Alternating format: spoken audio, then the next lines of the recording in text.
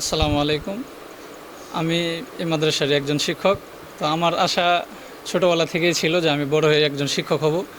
তো আমাদের ওস্তাদরা এইভাবে পড়াইছে যেন আমাদের উত্তরসূরি রেখে যেতে পারি ভবিষ্যতের জন্য। কারণ আমরা কেউ চিরস্থায়ী না, আমাদের ছাত্ররাই আমাদের পরবর্তী প্রজন্মের জন্য আমাদের উপযোগী হিসেবে দোয়া করবেন।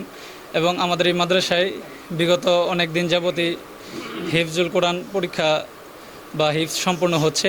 তো আমরা এবারে বিশেষ করে দুজন ছাত্র অনেকে মেহনত করছে, অনেক কষ্ট করেছে এবং তার একজন পরিবার খুবই আর্থিকভাবে খুব অসচ্ছল, কিন্তু তারপরেও তাদের জন্য আমাদের মাদ্রাসাটা এমন ছাত্রদের জন্য যাদের আর্থিক কিছু দুর্বলতা থাকে তাদের জন্য আমরা বিশেষ করে কিছু ছাড় দিয়ে থাকি, যেটা বিগত সভাপতি সাহেব বলে গেছেন। এবং আমাদের লক্ষ্য হচ্ছে বাংলাদেশ কেন পৃথিবীর ভিতরে যেন আমরা যেন কোরআনের খেদমত যেন ছড়িয়ে দিতে পারি, দিনের দাওয়াত যেন আমরা ছড়িয়ে দিতে পারি, এটাই হচ্ছে আমাদের মূল উদ্দেশ্য। এবং আল্লাহ তাআলার একান্তই আল্লাহ তাআলা সন্তুষ্ট অর্জনের লক্ষ্যে আমরা এই দিনে কাজ করতেছি।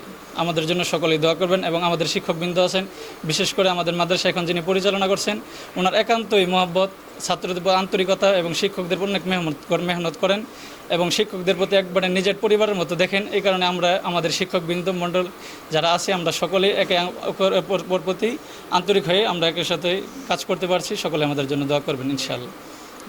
আপনারা দেখছেন মেঘনা টিভি, সত্যের সন্ধানে সবসময়। এছাড়া দেশ বিদেশের নিত্য নতুন খবর জানতে মেঘনা টিভির ফেসবুক পেজ facebook+meghna tv.bd তে লাইক দিয়ে আমাদের সাথেই থাকুন।